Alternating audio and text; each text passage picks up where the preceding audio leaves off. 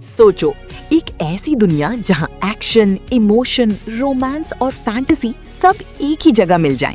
अगर आप anime lover हो या अभी स्टार्ट कर रहे हो तो ये वीडियो आपके लिए परफेक्ट है। आज हम लेकर आए हैं टॉप 75 हिंदी डब्ड एनिमे जो आपको एक से बढ़कर एक स्टोरीज, पावरफुल कैरेक्टर्स और अनफॉरगेटेबल मोमेंट्स देंगे। तो बिना टाइम वेस्ट किए चलिए शुरू करते हैं और डिस्कवर करते हैं कुछ must watch anime. Code Geass की स्टोरी एक ऑल्टरनेट वर्ल्ड में सेट है जहां होली ब्रिटानियन एम्पायर दुनिया के काफी पार्ट्स पे रूल करता है, इंक्लूडिंग जापान, जिसे एरिया 11 बोला जाता है। मेन कैरेक्टर लेलूट लैम्परूज एक इंटेलिजेंट स्टूडेंट है जिसके अंदर अपने फैमिली और सिस्टम के अगेंस्ट रिवेंज की स्ट्रॉन्ग डिजायर होती है। एक दिन लेलूट को एक मिस्टीरियस गर्ल सीसी से गियास नाम की पावर मिलती है जिससे वो किसी को भी एक बार कमांड दे सकता है जो वो मना नहीं कर सकते। इस पावर के साथ वो जीरो नाम का मास्क्ड आइडेंटिटी लेकर रिबेलियन स्टार्ट करता है ब्रिटानिया के अगेंस्ट। स्टोरी में intense mind games, strategy battles और पॉलिटिकल कॉन्फ्लिक्ट्स दिखाए गए हैं जहां लेलूच अपने दिमाग से एनिमीज को हराता है। लेकिन जैसे जैसे वो पावर यूज करता है उसके डिसीजंस का इम्पैक्ट उसके फ्रेंड्स और लव्ड वंस पर भी पड़ता है। एंड में स्टोरी सैक्रिफाइस, जस्टिस और मोरालिटी के कॉम्प्लेक्स थीम्स एक्सप्लोर करती है जहां लेलूच एक शॉकिंग प्लान एग्जीक्यूट करता है दुनिया को चेंज करने के लिए। टोक्यो कूल की स्टोरी केन कानेकी के अराउंड रिवॉल्व करती है जो एक नॉर्मल कॉलेज स्टूडेंट होता है। उसकी लाइफ तब चेंज हो जाती है जब वो राइजे कामिशिरो नाम की लड़की से मिलता है जो एक्चुअली एक घूल होती है, ऐसा क्रीचर जो सिर्फ ह्यूमन फ्लैश खाकर सरवाइव करता है। अटैक के बाद कानेकी को बचाने के लिए उसकी बॉडी में राइजे के ऑर्गन्स ट्रांसप्लांट कर दिए जाते हैं और वो हाफ ह्यूमन हाफ घूल बन जाता है। अब उसे अपनी नई आइडेंटिटी एक्सेप्ट करनी पड़ती है जहां उसको भूख कंट्रोल करना और अपनी ह्यूमैनिटी बचानी होती है। कानेकी आंतीकू कैफी के घूल्स के साथ रहना शुरू करता है जहां वो सीखता है कि सब घूल्स इविल नहीं होते। मीनवाइल ह्यूमंस की तरफ से सीसीजी कमीशन ऑफ काउंटर घूल्स को हंट कर रही होती है। स्टोरी में इंटेंस फाइट्स, इमोशनल स्ट्रगल और आइडेंटिटी क्राइसिस दिखाया गया है जहां कानेकी अपनी जगह ढूंढने की कोशिश करता है, ना पूरा ह्यूमन ना पूरा घूल। जुजुत्सु काइसन की स्टोरी यूजी इटादोरी के अराउंड रिवॉल्व करती है जो एक काइंड हार्टेड स्टूडेंट है विद अमेजिंग फिजिकल स्ट्रेंथ। उसकी नॉर्मल लाइफ तब चेंज हो जाती है जब वो एक कर्स्ड ऑब्जेक्ट रियोमन सुकुना की फिंगर को स्वॉलो कर लेता है जिससे वो पावरफुल कर्स का वेसल बन जाता है। इस इंसिडेंट के बाद यूजी को टोक्यो जुजुत्सु हाई में एडमिट किया जाता है जहां वो जुजुत्सु सॉर्सरर्स के साथ ट्रेन करता है। वहां उसकी मुलाकात होती है मेगुमी फुशिगुरो और नोबारा कुगिसाकी से और उनकी मेंटोर होते हैं powerful sorcerer Satoru Gojo. Story curses और ह्यूमंस के बीच बैटल को दिखाती है जहां नेगेटिव इमोशन से कर्सेस जन्म लेते हैं। यूजी का मेन गोल होता है सुकुना की सारी फिंगर्स कलेक्ट करना और उसे परमानेंटली डिस्ट्रॉय करना, even if it means sacrificing himself. Anime में इंटेंस फाइट्स, डार्क थीम्स और इमोशनल मोमेंट्स का परफेक्ट मिक्स है जहां लाइफ, डेथ और ह्यूमैनिटी के डीप कॉन्सेप्ट्स एक्सप्लोर किए जाते हैं। फुल मेटल अल्केमिस्ट ब्रदरहुड की स्टोरी दो भाइयों एडवर्ड एल्रिक और अल्फोंस एल्रिक के अराउंड रिवॉल्व करती है। दोनों अल्केमी यूज करके अपनी डेड मदर को रिवाइव करने की कोशिश करते हैं, लेकिन ये फॉरबिडन एक्ट उन पे हेवी प्राइस डालता है। एडवर्ड अपना आर्म और लेग लूज कर देता है और अल्फोंस अपनी पूरी बॉडी। अब एडवर्ड फुल मेटल अल्केमिस्ट बनकर स्टेट मिलिट्री ज्वाइन करता है ताकि वो फिलोसोफर स्टोन ढूंढ सके जो उनकी बॉडीज वापस ला सकता है। जर्नी के दौरान वो मिलिट्री कॉन्स्पिरेसीज, करप्ट सिस्टम और डेंजरस एनिमीज जैसे होमंक्यूली का सामना करते हैं। स्टोरी में डीप थीम्स जैसे सैक्रिफाइस, इक्विवेलेंट एक्सचेंज और मोरालिटी एक्सप्लोर होते हैं। एडवर्ड और अल्फोंस को समझ आता है कि पावर के लिए शॉर्टकट लेना कितना डेंजरस हो सकता है। जैसे जैसे प्लॉट आगे बढ़ता है एक बड़ा सीक्रेट रिवील होता है जो पूरा नेशन और उसकी हिस्ट्री से जुड़ा होता है। एंड में ब्रदर्स को टफ चॉइसेस लेने पड़ते हैं जहां उनकी बॉन्ड और डिटर्मिनेशन ही उनकी सबसे बड़ी स्ट्रेंथ बन जाती है। मॉब साइको 100 की स्टोरी शिगियो कागयामा यानी मॉब के अराउंड रिवॉल्व करती है जो एक इंट्रोवर्टेड मिडिल स्कूल बॉय है with extremely powerful psychic abilities. Despite उसकी ह्यूज पावर्स, मॉब बस एक नॉर्मल लाइफ जीना चाहता है और अपने इमोशंस को कंट्रोल में रखता है। मॉब का मेंटर होता है रीगन अराटका जो एक सेल्फ प्रोक्लेम साइकिक है लेकिन एक्चुअली कॉन आर्टिस्ट है। रीगन मॉब को गाइड करता है और उसे सिखाता है कि पावर्स से ज्यादा इंपॉर्टेंट इंसानियत और सेल्फ ग्रोथ है।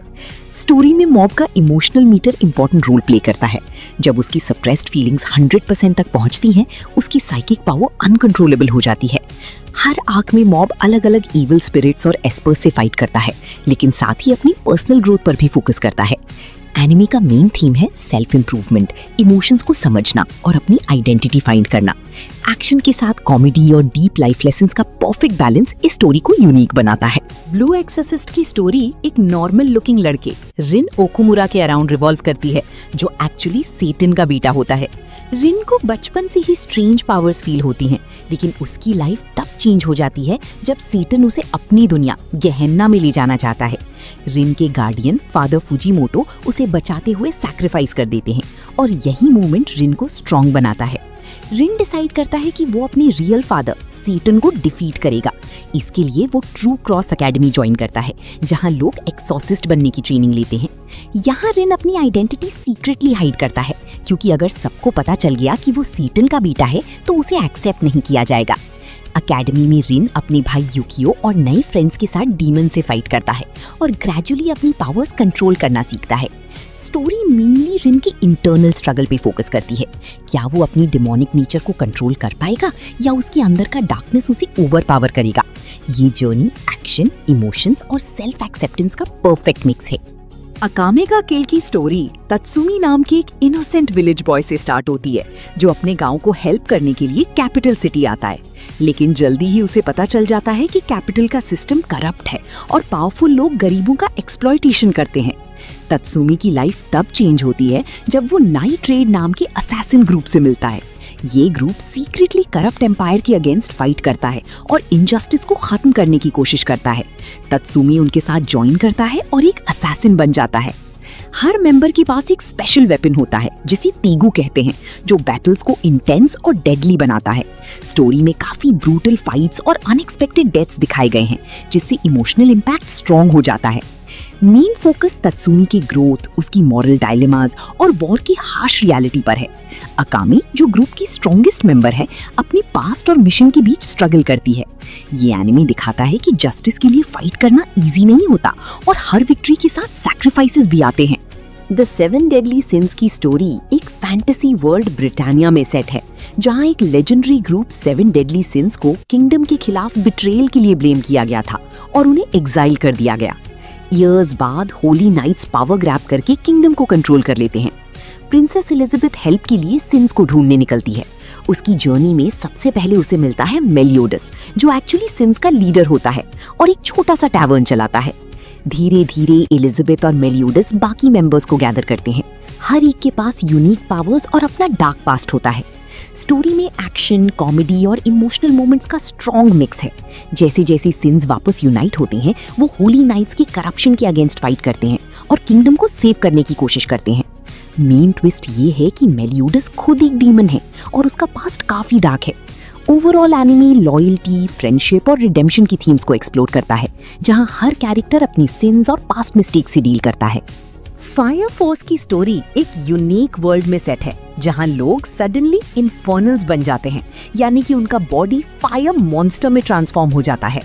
इन इन्फर्नल्स को कंट्रोल और एलिमिनेट करने के लिए स्पेशल फायर फोर्स कंपनीज बनाई गई हैं।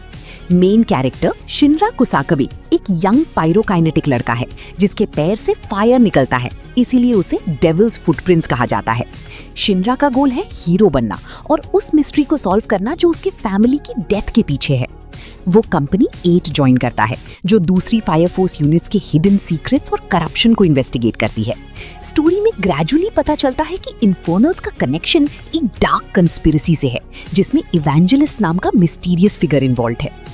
शिनरा और उसके टीममेट्स इंटेंस बैटल्स फाइट करते हैं और अपनी पावर्स को और स्ट्रॉन्ग बनाते हैं। साथ ही शिनरा अपनी पास्ट ट्रेजेडी और अपने भाई शो के ट्रूथ का सामना करता है। एनिमे एक्शन, मिस्ट्री और इमोशनल मोमेंट्स का मिक्स है, जो दिखाता है कि हीरो बनना सिर्फ पावर नहीं, बल्कि सैक्रिफाइस और ट्रूथ का सामना करना भी होता है। स्टाइन्स गेट की स्टोरी रिंटारो ओकाबे के अराउंड रिवॉल्व करती है, जो अपनी फ्रेंड्स के साथ एक स्मॉल लैब में रैंडम एक्सपेरिमेंट्स करता है। एक दिन वो एक्सीडेंटली डिस्कवर कर लेता है कि उनका माइक्रोवेव फोन के थ्रू पास्ट में मैसेजेस भेज सकता है, जिसे डीमेल कहा जाता है। इनिशियली ये सब फन लगता है, लेकिन धीरे धीरे कॉन्सिक्वेंसेस सामने आने लगते हैं। हर डीमेल टाइमलाइन को चेंज करता है, जिससे फ्यूचर कंप्लीटली ऑल्टर हो जाता है। ओकाबे को ही सिर्फ सब टाइमलाइंस याद रहती हैं, इसलिए वो मेंटली प्रेशर फील करता है। स्टोरी में ट्विस्ट तब आता है जब एक सीक्रेट ऑर्गेनाइजेशन सर्न उनकी एक्सपेरिमेंट्स के पीछे पड़ जाता है।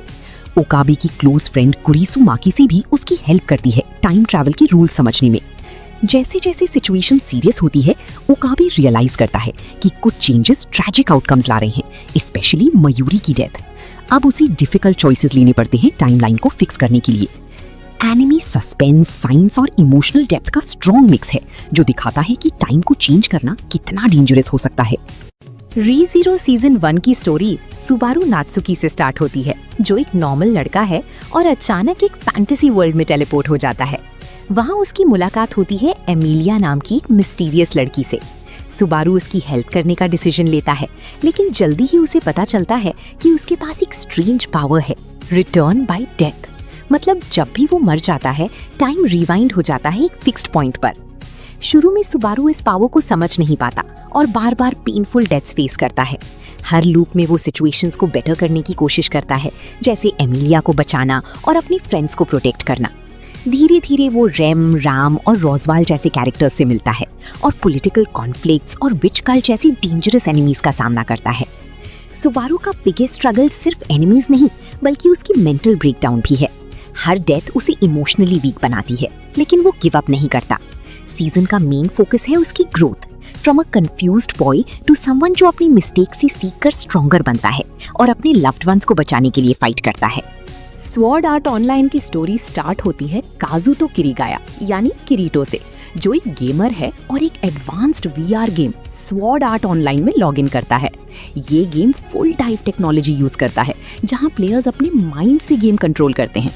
लेकिन शॉक तब लगता है जब गेम की क्रिएटर अनाउंस करता है कि कोई भी लॉग आउट नहीं कर सकता, और अगर गेम में डेथ होती है तो रियल लाइफ में भी डेथ हो जाएगी।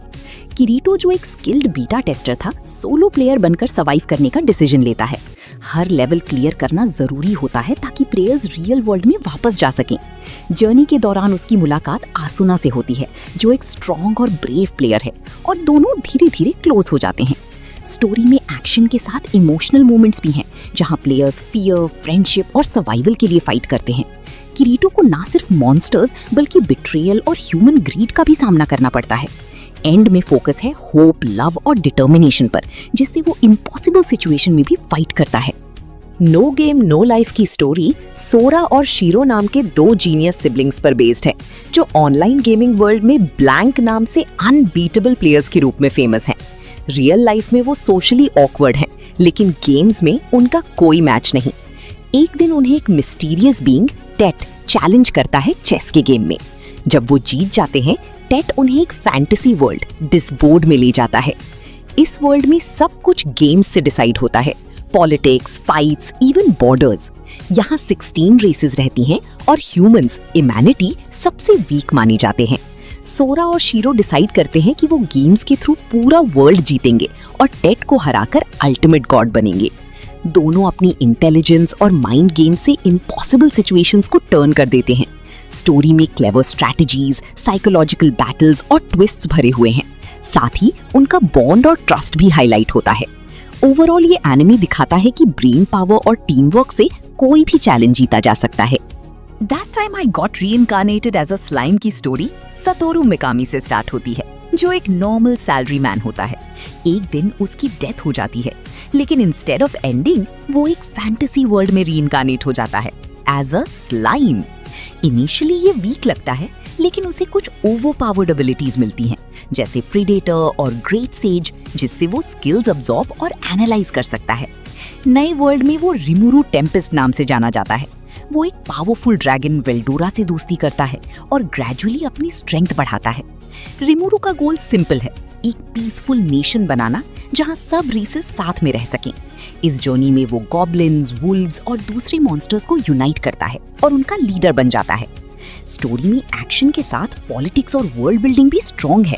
रिमुरू एनिमीज का सामना करता है, लेकिन ज्यादातर प्रॉब्लम्स को स्मार्टली सॉल्व करता है इंस्टेड ऑफ ब्रूट फोर्स। उसकी काइंडनेस और लीडरशिप से वो एक पावरफुल और रिस्पेक्टेड रूलर बन जाता है।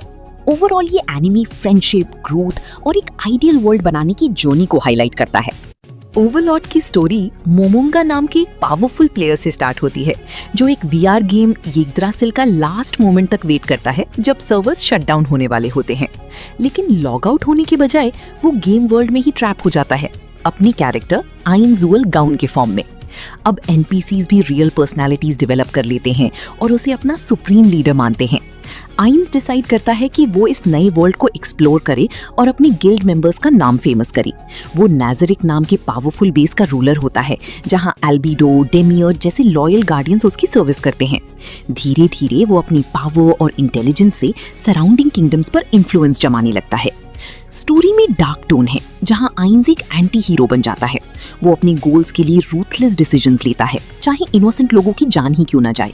साथ ही उसका इंटरनल स्ट्रगल भी दिखता है, एक नॉर्मल इंसान का माइंड और एक अनडेड रूलर का रूल। ओवरऑल ये एनिमे पावर, स्ट्रैटेजी और मोरालिटी के ग्रे एरियाज को एक्सप्लोर करता है। फ्रूट्स बास्केट सीजन 2 का प्लॉट इमोशनल और डीप कैरेक्टर डेवलपमेंट से भरा हुआ है। इस सीजन में स्टोरी और भी डार्क और लेयर्ड हो जाती है। तोरू होंडा अब सोमा फैमिली के कर्स के बारे में ज्यादा समझने लगती है, जहां family members Chinese zodiac animals में ट्रांसफॉर्म हो जाते हैं जब ऑपोजिट जेंडर उन्हें हग करता है। इस सीजन का मेन फोकस अकीतो सोमा पर है, जो फैमिली हेड है और सब पर कंट्रोल रखता है। धीरे धीरे रिवील होता है कि अकीतो का पास्ट और उसका इमोशनल ट्रॉमा ही उसके टॉक्सिक बिहेवियर का रीजन है। यूकी और क्यो के कैरेक्टर्स भी काफी ग्रो करते हैं। यूकी अपनी इंडिविजुअलिटी फाइंड करता है, जबकि क्यो अपनी गिल्ट और पास्ट से डील करता है। तोरू की काइंडनेस सबकी लाइफ में चेंज लाती है, लेकिन उसका खुद का हिडन पेन भी सामने आता है। सीजन एंड तक रिलेशनशिप्स और इमोशंस काफी इंटेंस हो जाते हैं और कर्स तोड़ने की होप स्ट्रांग हो जाती है। ये सीजन एक परफेक्ट मिक्स है रोमांस, ट्रॉमा और हीलिंग का। माई टीन रोमांटिक कॉमेडी स्नैफू क्लाइमैक्स का प्लॉट इमोशनल रेजोल्यूशन और रिलेशनशिप्स के फाइनल फेज पर फोकस करता है।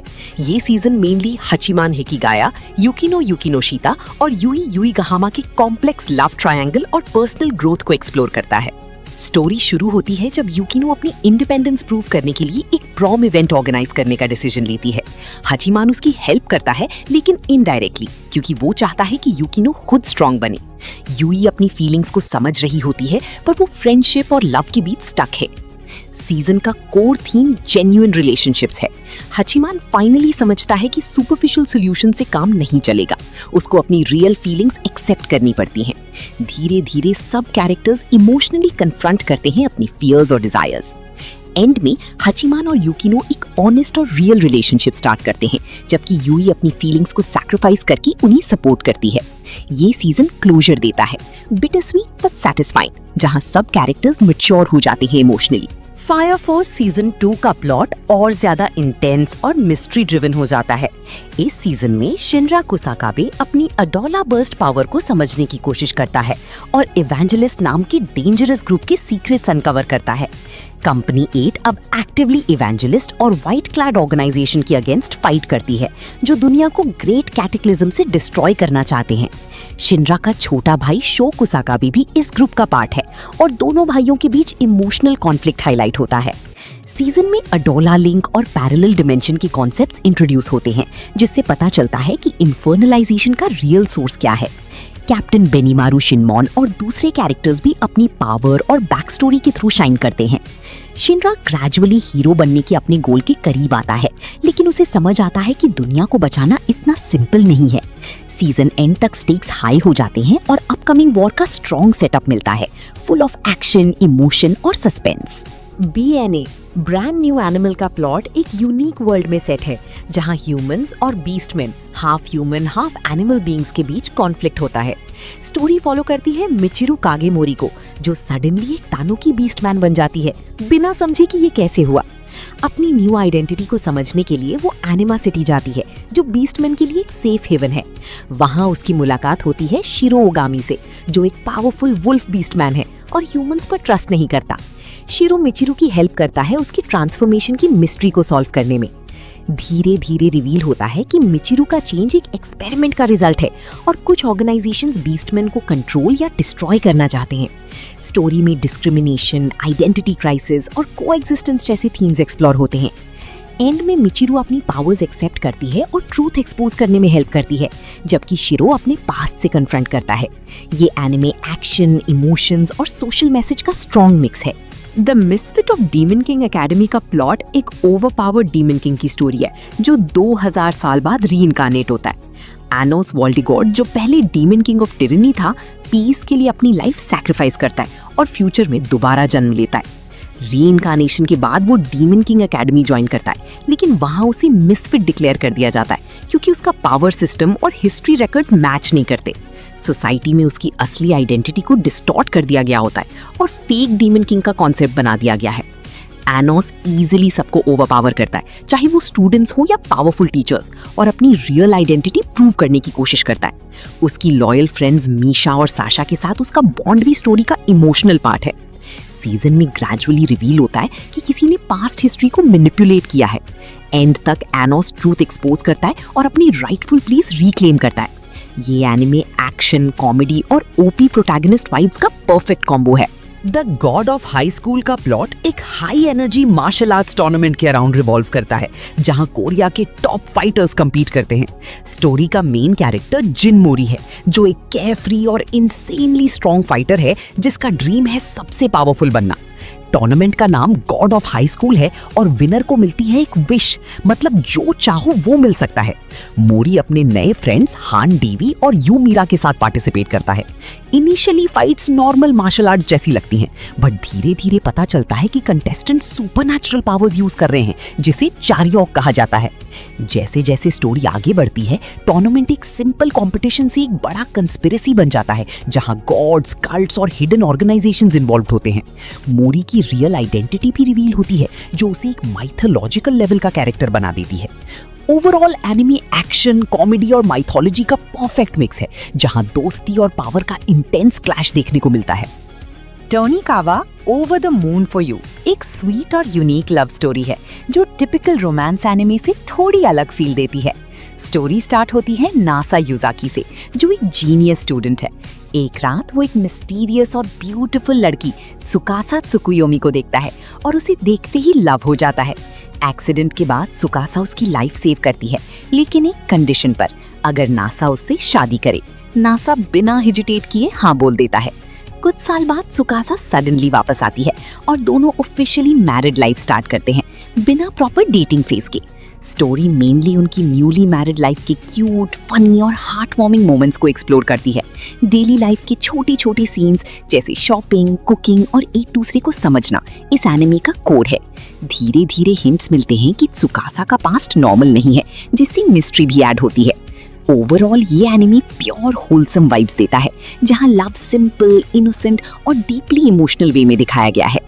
रेंट अ गर्लफ्रेंड का प्लॉट एक कॉलेज बॉय काजुया किनोशिता के अराउंड घूमता है, जो अपनी गर्लफ्रेंड के ब्रेकअप के बाद काफी लोनली फील करता है।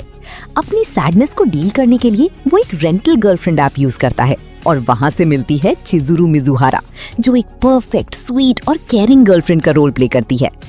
इनिशियली ये सिर्फ एक पेड रिलेशनशिप होता है, लेकिन सिचुएशन तब कॉम्प्लिकेटेड हो जाती है जब दोनों अपनी फैमिलीज और फ्रेंड्स के सामने फेक कपल बनकर एक्ट करते हैं। काजुया की दादी को लगता है कि चिजुरू उसकी रियल गर्लफ्रेंड है और इसीलिए वो इस झूठ को कंटिन्यू करता है। स्टोरी में और भी गर्ल्स इंट्रोड्यूस होती हैं, जैसे मामी नानामी, जो काजुया की एक्स है, और रूका साराशिना, जो उसके साथ रियल रिलेशनशिप चाहती है। हर कैरेक्टर अपनी फीलिंग्स और इंटेंशंस के साथ स्टोरी को मेसी और इमोशनल बनाता है। Overall anime love, confusion, jealousy और पर्सनल ग्रोथ का मिक्स है, जहां fake relationship slowly real emotions में चेंज होने लगता है। आईडी इन्वेडेड एक साईफाई साइकोलॉजिकल थ्रिलर है जो क्राइम सॉल्विंग को एक यूनिक कॉन्सेप्ट के थ्रू दिखाता है। स्टोरी रिवॉल्व करती है एक स्पेशल सिस्टम मिजुहानोमे के अराउंड, जो किलर्स के सबकॉन्शियस माइंड को इडवेल्स के फॉर्म में एंटर करने देता है। यहाँ इन्वेस्टिगेटर्स वर्चुअल वर्ल्ड में जाकर क्लूज कलेक्ट करते हैं।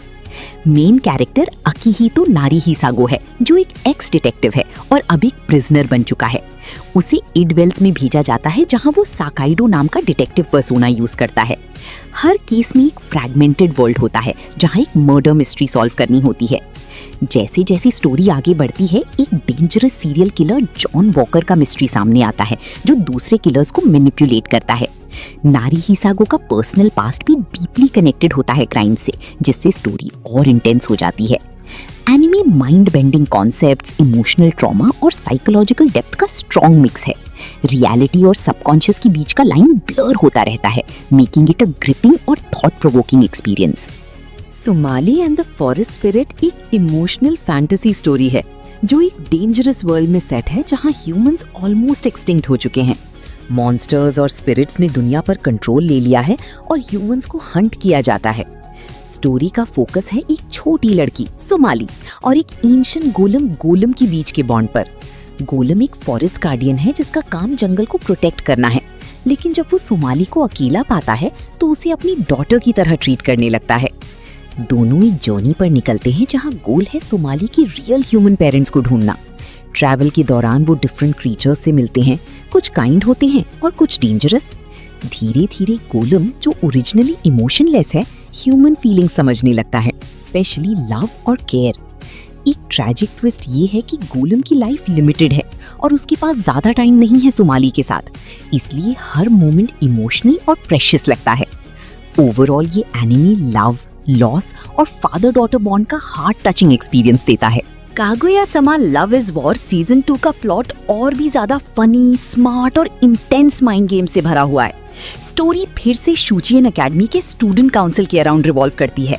कागुया शिनोमिया और मियुकी शिरोगाने जो दोनों एक दूसरे से प्यार करते हैं बट कन्फेस करने को रेडी नहीं है। क्यों? क्योंकि उनके लिए लव एक बैटल ऑफ प्राइड है, जो पहले कन्फेस करेगा वो लूजर।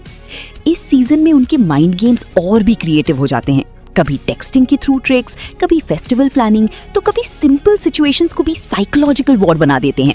साथ ही सपोर्टिंग कैरेक्टर्स जैसे चिका फुजीवारा और यू इशिगामी का रोल भी काफी स्ट्रॉन्ग होता है। स्पेशली इशिगामी की back story emotional depth add करती है। सीजन 2 का हाईलाइट है कैरेक्टर डेवलपमेंट। कागुया थोड़ी सॉफ्ट और एक्सप्रेसिव होती है और शिरोगाने भी अपनी इनसिक्योरिटीज फेस करता है। कॉमेडी के साथ साथ जेन्युइन इमोशंस भी दिखते हैं। ओवरऑल ये सीजन रोमांस प्लस कॉमेडी का परफेक्ट मिक्स है, जहां हर एपिसोड एक न्यू बैटल जैसा फील होता है और ऑडियंस को नॉन स्टॉप एंटरटेनमेंट मिलता है। हाईक्यू टू द टॉप का प्लॉट करासुनो हाई के वॉलीबॉल टीम के नेक्स्ट बिग स्टेज पर फोकस करता है, national tournament spring nationals. Season की स्टार्टिंग में हिनाता को all Japan youth training camp का इनवाइट नहीं मिलता, लेकिन वो खुद से जाकर बॉल बॉय बन जाता है।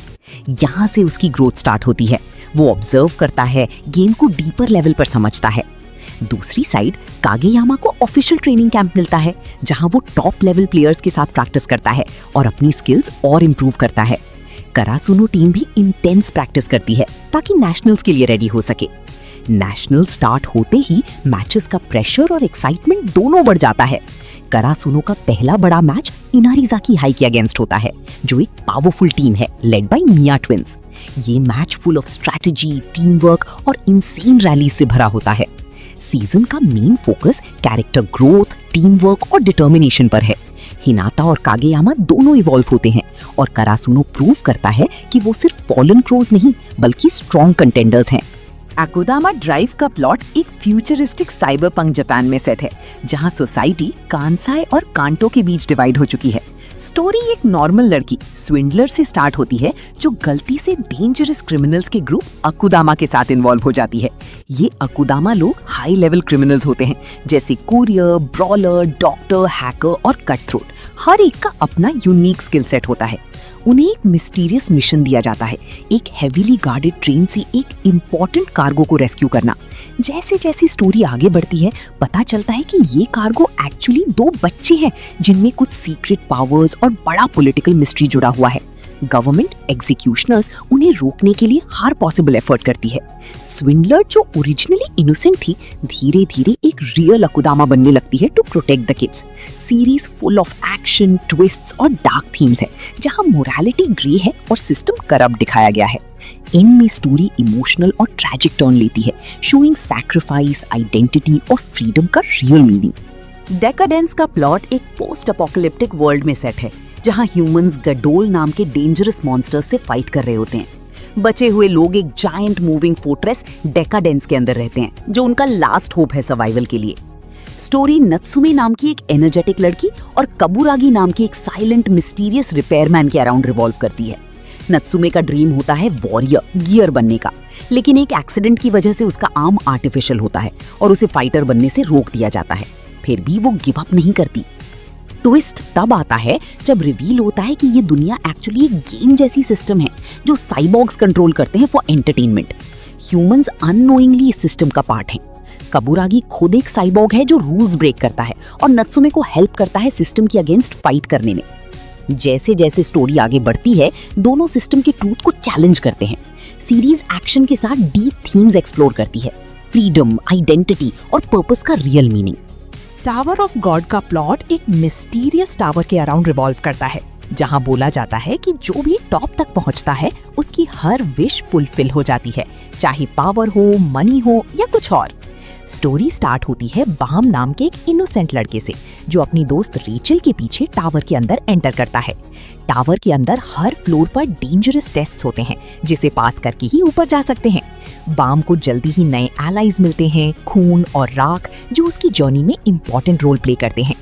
जैसे जैसे बाम आगे बढ़ता है, उसे टावर के रूल्स, पॉलिटिक्स और बिट्रियल्स का पता चलता है। सब लोग अपने सेल्फिश गोल्स के लिए फाइट कर रहे होते हैं और ट्रस्ट करना मुश्किल होता है। रेचल, जिसके लिए बाम सब कुछ करता है, उसका बिहेवियर भी मिस्टीरियस और क्वेश्चनेबल हो जाता है। सीजन का क्लाइमैक्स इमोशनल और शॉकिंग है, जहां बिट्रियल स्टोरी को कंप्लीटली टर्न कर देता है। ओवरऑल ये सीरीज फ्रेंडशिप, एम्बिशन और सर्वाइवल की डार्क साइड को एक्सप्लोर करती है, with lots of twists and intense moments. Hoshino को सीजन 2 का प्लॉट काफी इंटेंस और डार्क डायरेक्शन लेता है। स्टोरी मेनली फोकस करती है एक्वा होशिनो पर, जो अब एक्टिंग वर्ल्ड में अपनी जगह बना रहा है, लेकिन उसका असली गोल है अपनी माँ आई होशिनो की किलर को ढूंढना। इस सीजन का major part Tokyo Blade stage play arc है, जहां एक्वा एक थिएटर प्रोडक्शन में काम करता है। यहाँ पे एक्टिंग का रियल स्ट्रगल, इमोशंस और राइवलरी दिखाई जाती है, स्पेशली एक्वा और दूसरे टैलेंटेड एक्टर्स के बीच। एक्वा अपनी एक्टिंग को यूज करता है लोगों के इमोशंस मैनिपुलेट करने के लिए, ताकि वो ट्रूथ के करीब पहुंच सके। दूसरी तरफ रूबी होशिनो अपनी आइडल जर्नी कंटिन्यू करती है, लेकिन उसके अंदर भी रिवेंज और ट्रूथ जानने की क्यूरियोसिटी बढ़ रही होती है। धीरे धीरे रूबी भी डार्क रियलिटी के क्लोजर आती है। सीजन 2 का मेन थीम है एंटरटेनमेंट इंडस्ट्री का harsh truth, fake smiles, hidden pain और पर्सनल ट्रॉमा। एक्वा का कैरेक्टर और ज्यादा कोल्ड और कैलकुलेटेड बन जाता है, जबकि रूबी का इनोसेंस धीरे धीरे टूटने लगता है। स्टोरी एंड होती है डीपर मिस्ट्री और अपकमिंग कन्फ्रंटेशन के सेटअप के साथ। मुशोको टेंसेई जॉबलेस रीइंकार्नेशन सीजन 2 पार्ट 2 का प्लॉट इमोशनल और कैरेक्टर फोकस्ड है। स्टोरी कंटिन्यू होती है रूडियस ग्रेरैट के लाइफ से, जो अब रानोआ मैजिक यूनिवर्सिटी में सेटल हो चुका है। इस पार्ट में मेन फोकस रूडियस और सिल्फिएट यानी सिल्फी के रिलेशनशिप पर है। जब रूडियस को पता चलता है कि सिल्फी ही उसकी बचपन की दोस्त है, उनके बीच का बॉन्ड और स्ट्रांग हो जाता है। धीरे धीरे उनका रिलेशनशिप रोमांटिक डायरेक्शन लेता है और फाइनली वो शादी कर लेते हैं।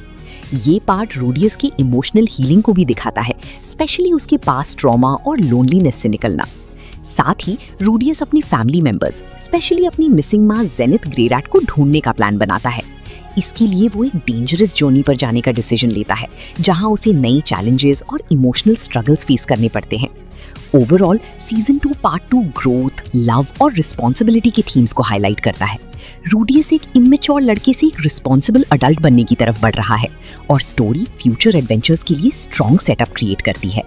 Bleach 1000 year blood war part 2 the separation का प्लॉट और भी इंटेंस हो जाता है। स्टोरी कंटिन्यू होती है सोल सोसाइटी और क्विंसी आर्मी के बीच वॉर से, जिसे लीड करता है यावाच। इस पार्ट में क्विंसी सोल सोसाइटी पर दोबारा अटैक करते हैं और अपनी पावरफुल एबिलिटीज यानी श्रिफ्ट का फुल यूज दिखाते हैं। इचिगो कुरोसाकी अपनी ट्रू पावर्स को समझने के लिए रॉयल पैलेस जाता है, जहां उसे अपनी आइडेंटिटी और लीनिएज के बारे में शॉकिंग ट्रूथ्स पता चलते हैं कि उसका कनेक्शन क्विंसी पावर्स से भी है। दूसरी तरफ सोल रीपर्स अपनी स्ट्रेंथ बढ़ाने के लिए इंटेंस ट्रेनिंग करते हैं। रुकिया कुचिकी और रेंजी आबराई भी रॉयल गार्ड के अंडर ट्रेन करके काफी पावरफुल बन जाते हैं। बैटल्स और सैक्रिफाइसेस का लेवल हाई हो जाता है और कई कैप्टन्स अपनी लिमिट्स क्रॉस करते हैं। इस आर्क का मेन थीम है आइडेंटिटी, पावर और डेस्टिनी। इचिगो ग्रेजुअली समझता है कि वो कौन है और किस साइड खड़ा होना चाहिए। स्टोरी एंड होती है एक और बड़े क्लैश के सेटअप के साथ, जहां फाइनल वॉर और भी डिस्ट्रक्टिव होने वाला है। माई हीरो एकेडेमिया सीजन 7 का प्लॉट फाइनल वॉर आर्क को कंटिन्यू करता है, जहां हीरोज और विलन्स के बीच अल्टीमेट बैटल शुरू होती है। स्टोरी फोकस करती है इजुकु मिडोरिया पर, जो अब अपनी full power one for all को मास्टर करने की कोशिश कर रहा है। हीरोज एक स्मार्ट स्ट्रैटेजी बनाते हैं विलन्स को अलग अलग लोकेशंस पर डिवाइड करने के लिए, ताकि टोमुरा शिगराकी और ऑल फॉर वन जैसे डेंजरस एनिमीज को कंट्रोल किया जा सके। हर बैटलफील्ड पर इंटेंस फाइट्स होती हैं, जहां प्रो हीरोज और स्टूडेंट्स अपनी लिमिट्स क्रॉस करते हैं। मिडोरिया का मेन कॉन्फ्रंटेशन शिगराकी के साथ होता है, जहां सिर्फ फिजिकल फाइट नहीं बल्कि इमोशनल क्लैश भी होता है। मिडोरिया उसे समझने और बचाने की कोशिश करता है, जबकि शिगराकी डिस्ट्रक्शन के रास्ते पर और आगे बढ़ता है। सीजन 7 का मेन थीम है होप वर्सेस डिस्पेयर और हीरोइज्म का ट्रू मीनिंग। हर कैरेक्टर अपनी ग्रोथ दिखाता है और सैक्रिफाइसेस भी होते हैं। स्टोरी एंड होती है एक हाई टेंशन पॉइंट पर, जो फाइनल आउटकम के लिए बिल्डअप क्रिएट करता है। तुम डिलिशियस इन डंजन, इस एनिमे का प्लॉट एक फैंटेसी वर्ल्ड में सेट है, जहां एडवेंचरर्स डंजन एक्सप्लोर करते हैं मॉन्स्टर्स को डिफीट करने के लिए। स्टोरी फॉलो करती है लायोस और उसकी पार्टी को। जब उनकी टीममेट फालिन को एक ड्रैगन खा लेता है, तब उनके पास पैसे और फूड खत्म हो जाता है। तब लायोस एक अनयूजुअल आइडिया देता है, क्यों ना डंजन के मॉन्स्टर्स को ही कुक करके खाया जाए। यहाँ एंटर होता है सेंशी, एक ड्वार्फ जो मॉन्स्टर कुकिंग का एक्सपर्ट है। वो उन्हें सिखाता है कैसे डेंजरस क्रीचर्स को डिलिशियस डिशेस में कन्वर्ट किया जाता है। हर एपिसोड में एडवेंचर प्लस कुकिंग का यूनिक मिक्स दिखाया जाता है। स्लाइम्स, ड्रैगन्स और वियर्ड क्रीचर्स सब फूड बन जाते हैं। साथ ही टीम धीरे धीरे डीपर डंजन में जाती है फालिन को बचाने के लिए। स्टोरी का मेन थीम है सर्वाइवल, फ्रेंडशिप और क्रिएटिविटी। लाइट कॉमेडी के साथ डार्क मोमेंट्स भी आते हैं, जो दिखाते हैं कि डंजन वर्ल्ड इतना सिंपल नहीं है जितना लगता है। डोरोहेडोरो का प्लॉट एक डार्क, वियर्ड और वायलेंट वर्ल्ड में सेट है, जहां 2 डायमेंशंस एग्जिस्ट करते हैं, होल ह्यूमन वर्ल्ड और सॉर्सरर्स का वर्ल्ड। स्टोरी मेनली फॉलो करती है काइमन को, एक आदमी जिसका हेड क्रोकोडाइल जैसा हो गया है और उसकी मेमोरी कंप्लीटली लॉस्ट है। वो होल में रहता है और सॉर्सरर्स को हंट करता है, क्योंकि उसको लगता है किसी सॉर्सरर ने उस पर एक्सपेरिमेंट किया था। काइमन के साथ उसकी फ्रेंड निकाइदो होती है, जो एक रेस्टोरेंट चलाती है और उसकी हेल्प करती है मिस्ट्री सॉल्व करने में। जब भी काइमन किसी सॉर्सरर को पकड़ता है, वो उसकी माउथ के अंदर देखने को बोलता है। अंदर एक मिस्टीरियस आदमी होता है जो आइडेंटिफाई करता है कि वो कल्प्रिट है या नहीं। दूसरी साइड एन नाम का पावरफुल सॉर्सरर और उसकी गैंग जैसे शिन और नॉई भी इन्वॉल्व्ड हैं। एन अपने वर्ल्ड का माफिया बॉस है और वो भी काइमन को ढूंढ रहा है। स्टोरी ग्रेजुअली रिवील करती है आइडेंटिटी, मैजिक एक्सपेरिमेंट्स और पैरेलल वर्ल्ड्स का कनेक्शन। ओवरऑल वाइब कियोटिक है, मिक्स ऑफ हॉरर, कॉमेडी और action with unpredictable twists. Keep your hands off Eizouken का प्लॉट 3 हाई स्कूल गर्ल्स के अराउंड रिवॉल्व करता है, जो एनिमेशन बनाने का सपना देखती हैं। मेन कैरेक्टर मिदोरी आसाकुसा एक इमेजिनेटिव लड़की है, जिसके दिमाग में हमेशा क्रेजी वर्ल्ड्स और मशीन्स चलती रहती हैं, लेकिन वो थोड़ी शाई भी है। उसकी मुलाकात होती है सायाका कनामोरी से, जो प्रैक्टिकल और बिजनेस माइंडेड है। वो प्रोजेक्ट को मैनेज करती है। फिर एंट्री होती है त्सुबामे मिजुसाकी की, जो एक रिच फैमिली से है और सीक्रेटली एनिमेटर बनना चाहती है। तीनों मिलके स्कूल में एज़ोकेन यानी एनिमेशन क्लब स्टार्ट करती हैं, लेकिन उनका मेन फोकस होता है रियलिस्टिक और क्रिएटिव एनिमेशन बनाना। स्टोरी का बेस्ट पार्ट है जब वो अपनी इमेजिनेशन को विजुअली एक्सप्लोर करती हैं, जैसे वो अपने बनाए हुए वर्ल्ड्स में लिटरली घुस जाती हैं। एनिमे सिर्फ फन नहीं बल्कि एनिमेशन प्रोसेस भी दिखाता है, बैकग्राउंड डिजाइन, मूवमेंट, बजटिंग, सब कुछ। कनामोरी इंश्योर करती है कि उनका काम प्रॉफिटेबल हो, जबकि आसाकुसा और मिजुसाकी क्रिएटिविटी पुश करती हैं। ओवरऑल ये स्टोरी पैशन, टीम वर्क और क्रिएटिविटी का सेलिब्रेशन है, जहां ड्रीम्स को रियलिटी में कन्वर्ट करने का स्ट्रगल ब्यूटीफुली दिखाया गया है। Re Zero starting life in another world season 2 का प्लॉट और भी डार्क और इमोशनल हो जाता है। स्टोरी कंटिन्यू होती है सुबारू नात्सुकी के साथ, जो return bye death power use करके अपने फ्रेंड्स को बचाने की कोशिश करता है। इस सीजन का मेन फोकस सैंक्चुरी नाम की मिस्टीरियस जगह पर है, जहां एमिलिया और विलेजर्स फंस जाते हैं। सुबारू को मल्टीपल ट्रायल्स फेस करने पड़ते हैं, स्पेशली एमिलिया को सपोर्ट करने के लिए, क्योंकि वो अपने पास्ट का सामना कर रही होती है। इस प्रोसेस में सुबारू भी अपने ट्रॉमा और फेलियर्स को कन्फ्रंट करता है। एक मेजर रिवील होता है इकीडना के थ्रू, जो विच ऑफ ग्रीड है। वो सुबारू को नॉलेज और गाइडेंस देती है, लेकिन उसकी इंटेंशंस थोड़ी सस्पिशियस होते हैं। साथ ही गारफील और रॉजवेल जैसे कैरेक्टर्स का भी डीपर साइड दिखाया जाता है। रॉजवेल का हिडन एजेंडा और सुबारू के साथ उसका कॉन्फ्लिक्ट स्टोरी को इंटेंस बनाता है। Season 2 mainly emotional growth, self acceptance और ट्रस्ट पर फोकस करता है। एक्शन के साथ साइकोलॉजिकल डेप्थ भी काफी स्ट्रॉन्ग है, जहां सुबारू सीखता है कि सब कुछ अकेला हैंडल नहीं करना चाहिए। Attack on Titan final season का प्लॉट पूरा पर्सपेक्टिव शिफ्ट कर देता है। पहले जहां स्टोरी सिर्फ टाइटन से सर्वाइवल तक लिमिटेड थी, अब ये ग्लोबल कॉन्फ्लिक्ट और पॉलिटिक्स तक एक्सपैंड हो जाती है। स्टोरी मार्ले नाम के नेशन से स्टार्ट होती है, जहां हमें पता चलता है कि एल्डियंस को कैसे ऑप्रेस किया जा रहा है और टाइटन्स एक्चुअली एक वॉर वेपन है। एरन येगर अब कंप्लीटली चेंज हो चुका है। वो अपने गोल के लिए एक्सट्रीम स्टेप्स लेने को रेडी है। पैराडाइज आइलैंड और मार्ले के बीच वॉर एस्केलेट होता है और सर्वे को भी अटैक प्लान करता है। ज़ीक येगर का यूथेनेशिया प्लान और एरन का हिडन एजेंडा स्टोरी को और कॉम्प्लेक्स बना देते हैं। जैसे जैसे प्लॉट आगे बढ़ता है, एरन रंबलिंग स्टार्ट करता है। मिलियंस ऑफ कोलोसल टाइटन्स दुनिया को डिस्ट्रॉय करने निकल पड़ते हैं। उसका एम है अपने लोगों को प्रोटेक्ट करना, बट कॉस्ट बहुत ज्यादा है। फाइनल सीजन थीम्स एक्सप्लोर करता है, फ्रीडम, रिवेंज, मॉरल कॉन्फ्लिक्ट और साइकिल ऑफ हेट्रेड। एंड में कैरेक्टर्स को टफ चॉइसेस लेने पड़ते हैं, जहां राइट और रॉन्ग का डिफरेंस ब्लर हो जाता है। ग्रेट प्रिटेंडर का प्लॉट एक स्टाइलिश हाइस्ट और कॉन आर्टिस्ट स्टोरी है, जो दुनिया के अलग अलग सिटीज में सेट है। मेन कैरेक्टर मकोतो एडामुरा जापान का सेल्फ प्रोक्लेम्ड ग्रेटेस्ट स्विंडलर है, लेकिन एक्चुअली वो उतना एक्सपर्ट नहीं होता।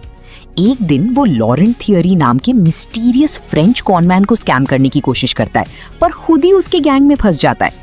लॉरेंट के साथ एडामुरा ग्लोबल लेवल के क्रिमिनल्स को टारगेट करता है, जैसे ड्रग लॉर्ड्स, करप्ट बिजनेसमैन और माफिया बॉसेस।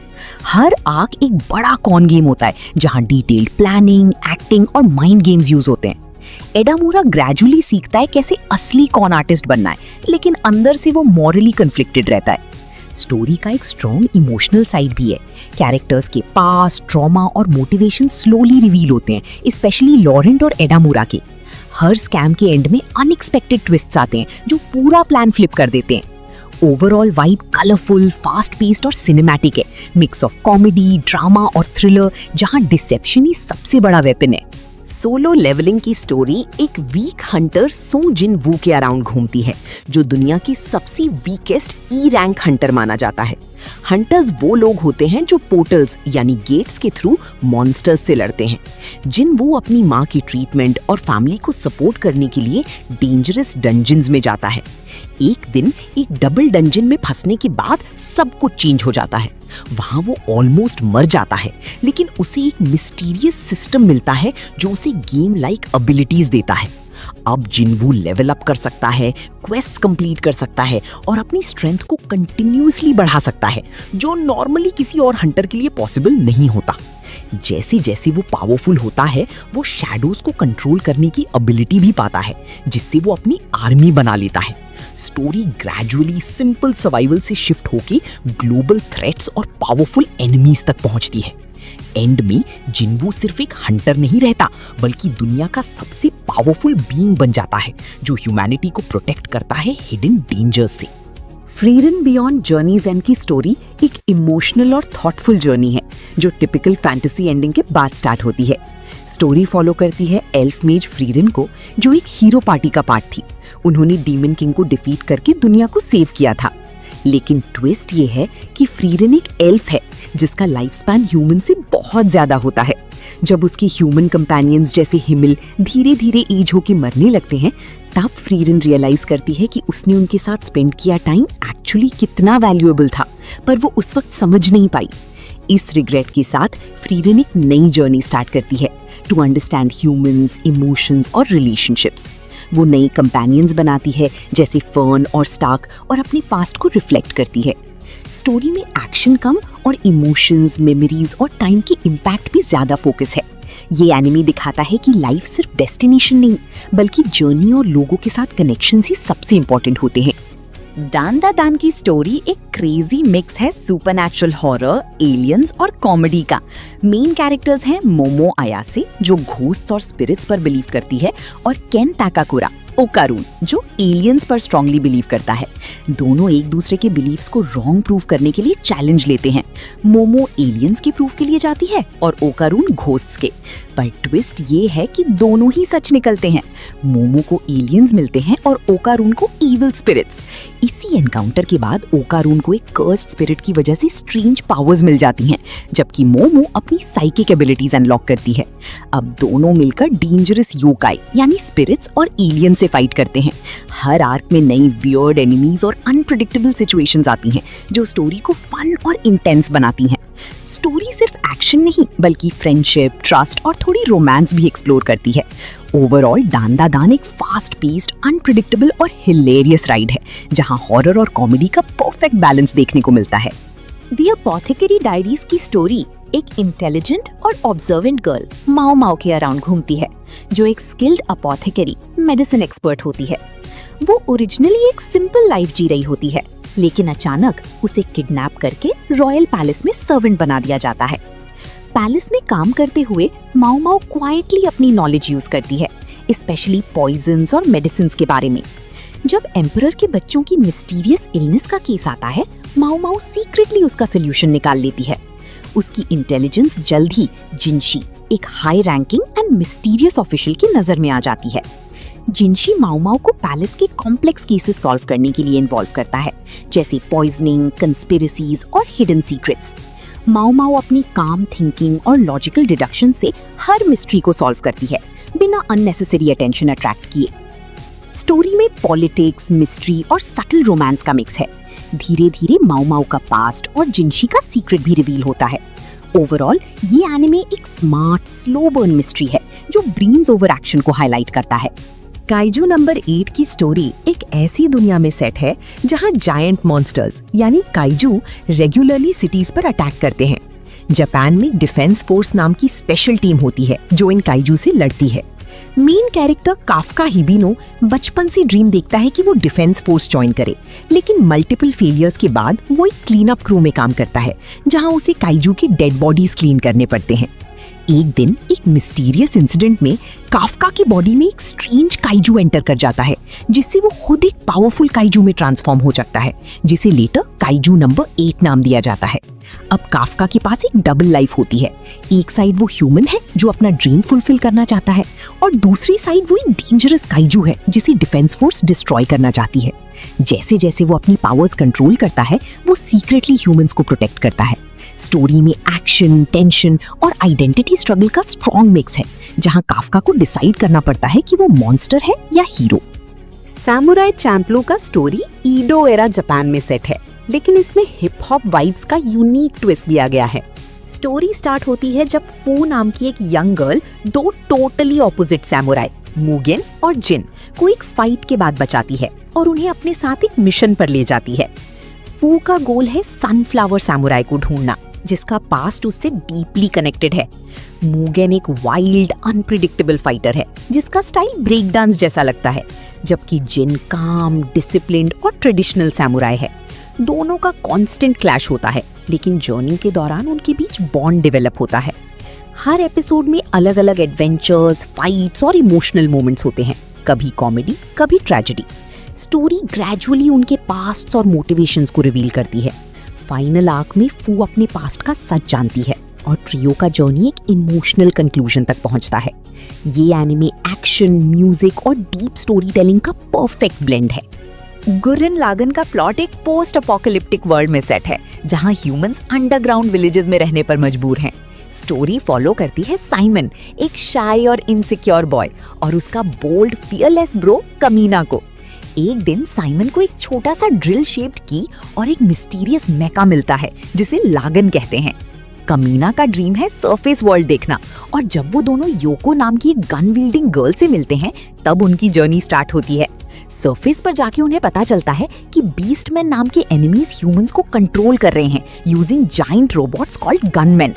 कमीना और साइमन अपना मेका गुर्रेन लागन बनाते हैं और रिबेलियन स्टार्ट करते हैं। स्टोरी ग्रेजुअली ग्रो होती है, from small fights to galaxy level battles. Simon का कैरेक्टर डेवलपमेंट सबसे पावरफुल है, जो एक वीक बॉय से यूनिवर्स सेविंग हीरो बन जाता है। एनिमे का मेन थीम है नेवर गिव अप और अपनी लिमिट्स को तोड़ना। इमोशनल मूवमेंट्स, एपिक फाइट्स और मोटिवेशनल डायलॉग्स इसे अनफॉरगेटेबल बनाते हैं। किल ला किल का प्लॉट एक over the top action world में सेट है, जहां पावर का सोर्स है special uniforms called Goku uniforms. Story follow करती है रियोको मटोई, एक रिबेलियस गर्ल जो अपने फादर के किलर को ढूंढ रही है। उसके पास एक हाफ सिजर ब्लेड होता है जो मिस्ट्री से लिंक्ड है।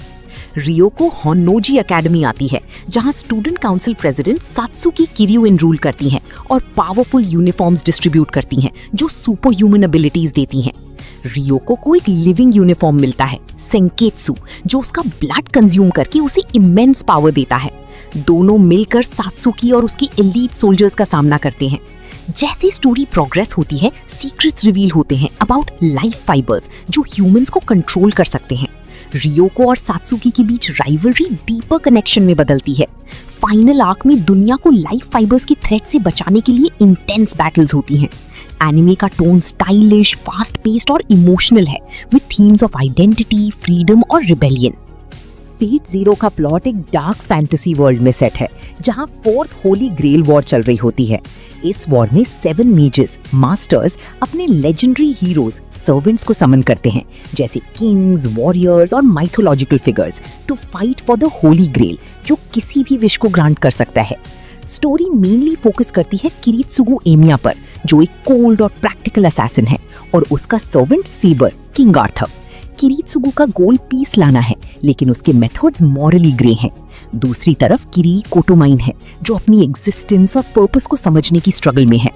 हर मास्टर और सर्वेंट का अपना आइडियोलॉजी और मोटिवेशन होता है, जिस वजह से इंटेंस बैटल्स और माइंड गेम्स होते हैं। वॉर सिर्फ पावर का नहीं, बिलीव्स का क्लैश भी बन जाता है। जैसे जैसी स्टोरी आगे बढ़ती है, बिट्रियल, सैक्रिफाइसेस और ट्रैजिक आउटकम सामने आते हैं। एंड में ग्रेल का डार्क ट्रूथ रिवील होता है, जो सब कुछ चेंज कर देता है। एनिमे का टोन सीरियस, इमोशनल और फिलोसॉफिकल है, जो हीरोइज्म और मोरालिटी को डीपली एक्सप्लोर करता है। Fate stay night unlimited blade works का plot 5th holy grail war के अराउंड रिवॉल्व करता है, जहां मेजेस अपने सर्वेंट्स के साथ फाइट करते हैं to win the Grail. Story follow करती है शीरो एमिया, एक kind hearted but naive boy जिसका ड्रीम है हीरो ऑफ जस्टिस बनना। वो एक्सीडेंटली वॉर में इन्वॉल्व हो जाता है और अपनी सर्वेंट सेबर को समन करता है।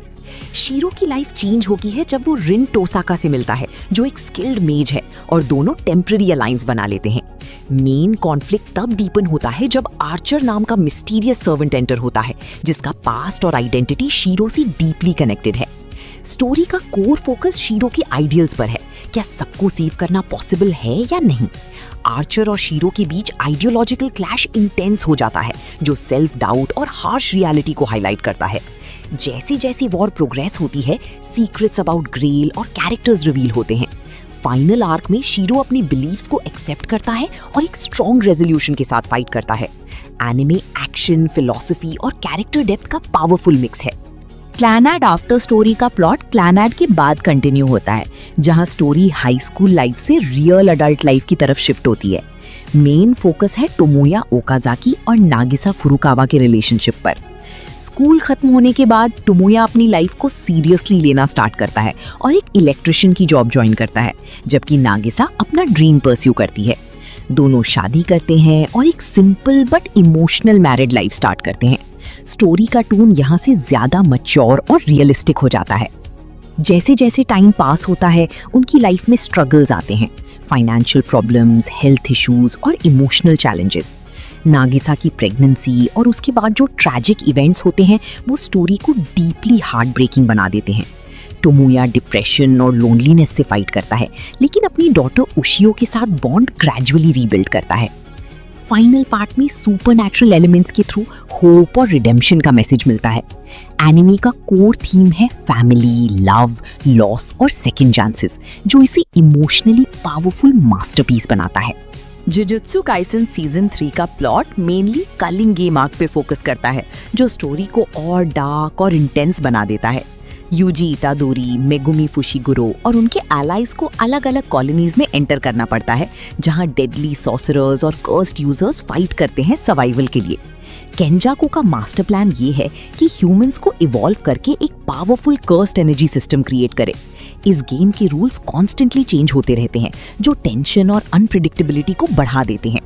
यूजी अपने गिल्ट और सुकुना के थ्रेट के साथ स्ट्रगल करता है, जबकि मेगुमी अपनी सिस्टर को सेव करने के लिए डेंजरस डिसीजंस लेता है। नए पावरफुल कैरेक्टर्स इंट्रोड्यूस होते हैं, जैसे किंजी हकारी, जिसका यूनिक डोमेन एक्सपेंशन फाइट्स को और एक्साइटिंग बना देता है। बैटल ज्यादा स्ट्रेटेजिक और ब्रूटल हो जाती हैं, जहां सिर्फ स्ट्रेंथ नहीं, इंटेलिजेंस भी मैटर करती है। ओवरऑल सीजन 3 एक हाई स्टेक सर्वाइवल गेम है, जहां ट्रस्ट, सैक्रिफाइस और पावर का रियल टेस्ट होता है, और स्टोरी फ्यूचर की इवन बिगर कॉन्फ्लिक्ट्स के लिए सेटअप करती है। डीमन स्लेयर किमेत्सु नो याइबा का इन्फिनिटी कैसल आर्क स्टोरी का एक मेजर टर्निंग पॉइंट है, जहां फाइनल बैटल स्टार्ट होती है। मुजान किबुत्सुजी अपनी पावरफुल एबिलिटी यूज करके सब डीमन स्लेयर्स को इन्फिनिटी कैसल के अंदर ट्रैप कर देता है, एक शिफ्टिंग मेज लाइक डिमेंशन जहां एस्केप ऑलमोस्ट इम्पॉसिबल है। तांजीरो कमादो, नेजुको कमादो और हाशिरा लोग अलग अलग जगह स्प्लिट हो जाते हैं, जहां उन्हें अपर रैंक डीमंस का सामना करना पड़ता है। हर फाइट इंटेंस और इमोशनल होती है, जैसे शिनोबु कुचो वर्सेस डोमा और जेनित्सु आगात्सुमा का अपने पास से कनेक्टेड एनिमी के साथ बैटल। कैसल कॉन्स्टेंटली शिफ्ट होता रहता है, जिस वजह से कोऑर्डिनेशन डिफिकल्ट हो जाता है। मीनवाइल मुजान अपनी अल्टीमेट गोल परफेक्ट इमॉर्टैलिटी को अचीव करने के लिए टाइम बाय करता है। आर्क का मेन थीम सैक्रिफाइस, रिवेंज और डिटर्मिनेशन है। हर कैरेक्टर अपनी लिमिट्स पुश करता है और डीमन स्लेयर कॉर्प्स के मेंबर्स अपनी जान दांव पे लगा देते हैं ह्यूमैनिटी को बचाने के लिए। ये आर्क इमोशनल और एक्शन पैक्ड क्लाइमैक्स बिल्ड करता है फाइनल शोडाउन के लिए। चेनसॉ मैन का Reze arc, bomb girl arc story को इमोशनल और शॉकिंग डायरेक्शन देता है। डेंजी एक नॉर्मल लाइफ एंजॉय करने की कोशिश कर रहा होता है, तब उसकी मुलाकात होती है रीजे से, एक स्वीट और मिस्टीरियस गर्ल जो कैफे में काम करती है। दोनों के बीच क्विकली बॉन्ड डेवलप होता है और डेंजी को पहली बार जेन्युइन लव जैसा फील होता है। लेकिन ट्विस्ट ये है कि रीजे एक्चुअली एक डेंजरस हाइब्रिड है, बॉम्ब डेविल, जो सीक्रेटली डेंजी को कैप्चर करने के मिशन पर होती है। जब ट्रूथ रिवील होता है, स्टोरी सडनली ब्रूटल एक्शन में शिफ्ट हो जाती है। रीजे और डेंजी के बीच इंटेंस फाइट्स होती हैं, जहां इमोशंस और ड्यूटी क्लैश करते हैं। मकीमा भी इंटरवीन करती है, अपनी मैनिपुलेटिव नेचर दिखाते हुए, और सिचुएशन को कंट्रोल में ले लेती है। रीजे डिस्पाइट बीइंग एन एनिमी डेंजी के लिए रियल फीलिंग्स डेवलप कर लेती है, जो आर्क को ट्रैजिक बना देता है। एंड में लव और फ्रीडम का आइडिया हाईलाइट होता है। डेंजी एक सिंपल लाइफ चाहता है, लेकिन उसकी रियलिटी हमेशा वायलेंस और कंट्रोल से घिरी रहती है। Re Zero starting life in another world season 3 का plot mainly Priestella city arc पे फोकस करता है, जहां स्टोरी एक लार्ज स्केल क्राइसिस में टर्न हो जाती है। सुबारू, नात्सुकी, एमिलिया और उनके एलाइज एक रॉयल गैदरिंग के लिए सिटी में आते हैं, लेकिन सडनली विच कल्ट अटैक कर देता है। डिफरेंट सिन आर्च बिशप्स जैसे रेगुलस कॉर्नियस, ग्रीड और सीरियस रोमनी कॉन्टी रॉथ सिटी को कियोस में डाल देते हैं। प्रीस्टेला एक वाटर बेस्ड सिटी है और एनिमीज फ्लड गेट्स कंट्रोल करके डिस्ट्रक्शन क्रिएट करते हैं। सुबारू को अपनी रिटर्न बाय डेथ एबिलिटी का यूज करके मल्टीपल टाइमलाइंस में स्ट्रैटेजी बनाना पड़ता है, ताकि सबको सेव कर सके। हर लूप में वो ज्यादा पेन और फेलियर फेस करता है, लेकिन स्लोली एलाइज के साथ कोऑर्डिनेशन इंप्रूव करता है। फाइट्स ज्यादा टैक्टिकल हो जाती हैं, जहां टीम वर्क और ट्रस्ट की रोल प्ले करते हैं। एमिलिया भी अपनी ग्रोथ दिखाती है as a leader. Overall season 3 high stakes battles, emotional struggles और स्मार्ट प्लानिंग का मिक्स है, जो स्टोरी को नेक्स्ट लेवल इंटेंसिटी तक ले जाता है। ब्लू लॉक सीजन 2 का प्लॉट सेकंड सिलेक्शन और U20 जापान मैच के अराउंड रिवॉल्व करता है, जहां इंटेंसिटी और कंपटीशन नेक्स्ट लेवल पे पहुंच जाता है। यूइची इसागी अपनी स्किल्स को अपग्रेड करने के लिए नए चैलेंजेस फेस करता है, specially chemical reactions, team synergy को समझने में। सेकंड सिलेक्शन में प्लेयर्स स्मॉल टीम्स में डिवाइड होते हैं, जहां उन्हें दूसरे स्ट्रॉन्ग प्लेयर्स के अगेंस्ट सर्वाइव करना होता है। इसागी का क्लैश होता है रिन इतोशी और ryusei शिडू जैसे टॉप टियर स्ट्राइकर्स से, जो उसको मेंटली और फिजिकली पुश करते हैं। बाद में ब्लू लॉक टीम का बिगेस्ट टेस्ट आता है, जापान U20 नेशनल टीम के अगेंस्ट मैच। ये मैच डिसाइड करेगा कि ब्लू लॉक प्रोजेक्ट कंटिन्यू करेगा या बंद हो जाएगा। ईगो, टीम वर्क और इंडिविजुअल टैलेंट का परफेक्ट बैलेंस यहाँ देखने को मिलता है। इसागी ग्रेजुअली अपनी स्पेशल अवेयरनेस एबिलिटी को मास्टर करता है और एक ट्रू स्ट्राइकर बनने के क्लोजर आ जाता है। सीजन 2 का थीम है ईगो वर्सेस टीम, और कैसे एक स्ट्राइकर को सेल्फिश होके भी टीम को लीड करना पड़ता है। टोक्यो रिवेंजर्स की स्टोरी एक टाइम ट्रैवल बेस्ड इमोशनल और एक्शन पैक जर्नी है। मेन कैरेक्टर टाकेमिची हानागाकी एक लूजर टाइप अडल्ट होता है जो अपनी लाइफ से अनहैप्पी है। एक दिन उसे पता चलता है कि उसकी मिडिल स्कूल गर्लफ्रेंड हिनाता ताचिबाना को टोक्यो मंजी गैंग ने मार दिया। सडनली टाकेमिची टाइम ट्रैवल करके 12 साल पहले चला जाता है जब वो स्कूल में था। वहाँ उसका गोल सिंपल है, पास्ट चेंज करके हिनाता को बचाना। इस जर्नी में उसकी मुलाकात होती है गैंग की लीडर माइकी मांजीरो सानो और उसके राइट हैंड ड्रेकिन केन रियुगुजी से। टाकेमिची बार बार पास्ट और प्रेजेंट के बीच ट्रैवल करता है, हर बार छोटी छोटी चेंजेस करके फ्यूचर को बेटर बनाने की कोशिश करता है। लेकिन गैंग्स, बिट्रियल और वायलेंस की वजह से सिचुएशन और कॉम्प्लिकेटेड हो जाती है। स्टोरी मेनली फ्रेंडशिप, लॉयल्टी और सेकंड चांसेस के अराउंड रिवॉल्व करती है। टाकेमिची फिजिकली स्ट्रांग नहीं है, लेकिन उसकी विल पावर और डिटर्मिनेशन ही उसकी बिगेस्ट स्ट्रेंथ बन जाती है। नियॉन जेनेसिस इवेंगेलियन एक साइकोलॉजिकल, साई-फाई और एक्शन एनिमे है जो फ्यूचर वर्ल्ड में सेट है।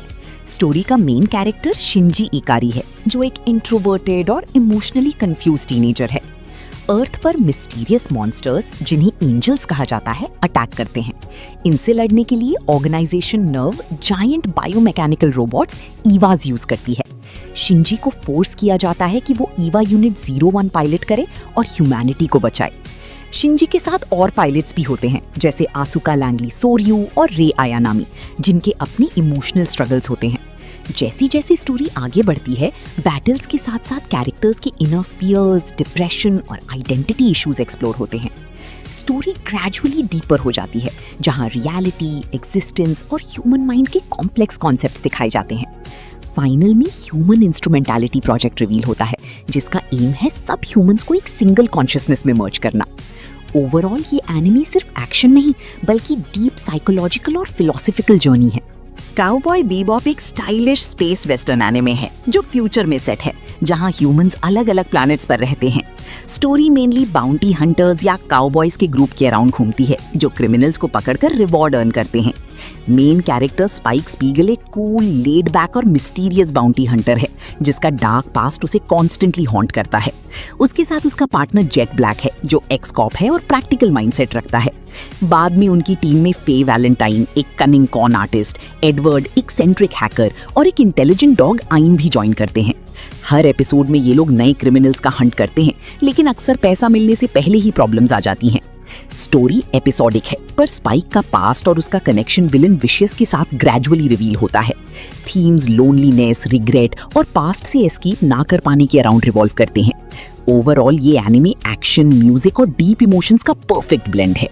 ट्राइगन एक action packed sci-fi western anime है जो एक डेजर्ट लाइक प्लैनेट पर सेट है। स्टोरी का main character wash the stampede है, जिसे ह्यूमनॉइड टाइफून कहा जाता है क्योंकि जहां भी वो जाता है डिस्ट्रक्शन होता है। उसके सर पर ह्यूज बाउंटी होती है, इसलिए लोग उसे डेंजरस क्रिमिनल समझते हैं। रियलिटी में वाश एक काइंड हार्टेड और पीस लविंग इंसान है जो किसी को मारना नहीं चाहता। वो हमेशा ट्राई करता है कि फाइट्स बिना किलिंग के एंड हो। उसके पीछे 2 इंश्योरेंस एजेंट्स मेरिल स्ट्राइफ और मिली थॉम्सन रहते हैं जो उसके एक्शन से होने वाले डैमेज को असेस करते हैं। जैसे जैसी स्टोरी आगे बढ़ती है, वाश का डार्क पास्ट रिवील होता है, स्पेशली उसका कनेक्शन उसके ट्विन ब्रदर मिलियंस नाइफ से जो ह्यूमैनिटी को डिस्ट्रॉय करना चाहता है। एनिमे ग्रेजुअली कॉमेडी से सीरियस टोन में शिफ्ट होता है, जहां मॉरल डिलेमास, पेन और सैक्रिफाइस एक्सप्लोर होते हैं। वाश का स्ट्रगल ये दिखाता है कि काइंडनेस और पीस मेंटेन करना कितना डिफिकल्ट है एक वायलेंट वर्ल्ड में। जुजुत्सु काइसन की स्टोरी एक डार्क फैंटेसी वर्ल्ड में सेट है, जहां कर्सेस नाम के इविल स्पिरिट्स ह्यूमंस के नेगेटिव इमोशन से पैदा होते हैं।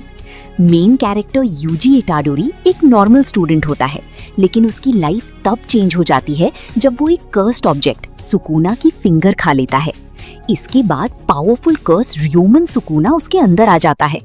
यूजी को एग्जीक्यूशन का ऑर्डर मिलता है, लेकिन टीचर सातोरू गोजो उसे बचाकर टोक्यो जुजुत्सु हाई में एडमिशन दिलाता है, जहां वो कर्सेस से लड़ना सीखता है। वहां यूजी की दोस्ती होती है मेगुमी फुशिगुरो और नोबारा कुगिसाकी से। टुगेदर वो डेंजरस कर्सेस और एनिमीज का सामना करते हैं। स्टोरी एक्शन के साथ साथ डेथ, फियर और पर्पस जैसी थीम्स एक्सप्लोर करती है। यूजी का मेन गोल है सुकुना की सारी फिंगर्स कलेक्ट करना, ताकि उसे परमानेंटली डिस्ट्रॉय किया जा सके, इवन अगर उसके लिए उसे अपनी लाइफ सैक्रिफाइस करनी पड़े। अनदर का प्लॉट एक डार्क मिस्ट्री हॉरर स्टोरी है जो एक कर्स्ड क्लासरूम के अराउंड घूमता है। स्टोरी स्टार्ट होती है जब कोइची साकाकीबारा नाम का लड़का योमियामा नॉर्थ मिडिल स्कूल में ट्रांसफर होता है। उसकी क्लास 3-3 में एक अजीब एटमॉस्फेयर होता है। सब लोग एक लड़की मे मिसाकी को इग्नोर करते हैं, जैसे वो एग्जिस्ट ही नहीं करती। कोइची को ये सब स्ट्रेंज लगता है और वो मे से बात करना शुरू करता है। धीरे धीरे पता चलता है कि क्लास पर एक डेडली कर्स है जो 1972 से चल रहा है। हर साल इस क्लास में एक एक्स्ट्रा पर्सन होता है जो असल में डेड होता है और इस वजह से स्टूडेंट्स और उनके रिलेटिव्स की मिस्टीरियस और वायलेंट डेथ्स होने लगती हैं। कर्स को रोकने के लिए क्लास एक रूल फॉलो करती है, एक स्टूडेंट को नॉन एग्जिस्टेंट ट्रीट करना। इस साल वो मे होती है, लेकिन कोइची के इंटरफेयर करने से कर्स एक्टिवेट हो जाता है और डेथ्स और भी ब्रूटल हो जाती हैं। फाइनली कोइची और मे मिलकर सच का पता लगाते हैं और आइडेंटिफाई करते हैं कि एक्स्ट्रा कौन है। स्टोरी इंटेंस, सस्पेंसफुल और शॉकिंग एंडिंग के साथ क्लोज होती है। मॉन्स्टर एक साइकोलॉजिकल थ्रिलर है जो मोरालिटी और ह्यूमन नेचर को डीपली एक्सप्लोर करता है। स्टोरी फॉलो करती है डॉक्टर केंजो टेनमा को, जो जर्मनी में एक ब्रिलियंट न्यूरोसर्जन है। एक दिन उसके पास 2 पेशेंट्स आते हैं, एक पावरफुल पॉलिटिशियन और एक छोटा लड़का जोहान लीबर्ट। हॉस्पिटल प्रेशर के बावजूद टेनमा लड़के की जान बचाता है, पॉलिटिशियन की नहीं। इस डिसीजन से उसकी करियर डाउनफॉल शुरू हो जाती है। कुछ सालों बाद मिस्टीरियस मर्डर्स होने लगते हैं और टेनमा को शॉकिंगली पता चलता है कि जोहान ही एक कोल्ड ब्लडेड किलर बन चुका है। टेनमा गिल्ट फील करता है क्योंकि उसने ही जोहान की लाइफ सेव की थी। फिर टेनमा एक जर्नी पर निकलता है जोहान को ढूंढने और उसे रोकने के लिए। इस जर्नी में उसे जोहान की डार्क पास्ट, ऑर्फन एक्सपेरिमेंट्स और साइकोलॉजिकल मैनिपुलेशन के बारे में पता चलता है। स्टोरी में जोहान एक टेरिफाइंग इंटेलिजेंट विलन है जो लोगों के दिमाग से खेलता है। टेनमा का इंटरनल कॉन्फ्लिक्ट, डॉक्टर होने के नाते लाइफ बचाना या जोहान के मारना मेन थीम है। एनिमे सस्पेंस, फिलॉसफी और डीप इमोशंस के साथ एक इंटेंस एक्सपीरियंस देता है। साइकोपास एक फ्यूचरिस्टिक साइबरपंक थ्रिलर है जो सोसाइटी के कंट्रोल और जस्टिस सिस्टम को एक्सप्लोर करता है। स्टोरी सेट है फ्यूचर जापान में, जहां सिबिल सिस्टम नाम का एआई लोगों के माइंड को स्कैन करके उनका साइकोपास मेजर करता है। ये सिस्टम बताता है कि कोई इंसान क्रिमिनल बन सकता है या नहीं। अगर किसी का क्राइम कोएफिशिएंट हाई हो जाता है तो पुलिस उसे अरेस्ट या एलिमिनेट कर सकती है, even before crime happens. Main character Akane Tsunemori एक न्यू इंस्पेक्टर है जो पब्लिक सेफ्टी ब्यूरो में ज्वाइन करती है। वहां वो एनफोर्सर्स के साथ काम करती है। ये वो लोग होते हैं जिनका साइकोपास ऑलरेडी हाई होता है, इसलिए वो क्रिमिनल्स को ट्रैक करते हैं। केस के दौरान अकाने का सामना होता है शोगो माकीशिमा से, जो एक डेंजरस क्रिमिनल मास्टरमाइंड है जिसका साइकोपास सिस्टम डिटेक्ट ही नहीं कर पाता। वो सिस्टम की फ्लॉज एक्सपोज करता है और सोसाइटी की फेक पीस को चैलेंज करता है। अकाने धीरे धीरे समझती है कि जस्टिस सिर्फ नंबर्स से डिसाइड नहीं होता। स्टोरी डीप क्वेश्चंस उठाती है, फ्री विल वर्सेस कंट्रोल, और क्या परफेक्ट सिस्टम एक्चुअली फेयर हो सकता है या नहीं।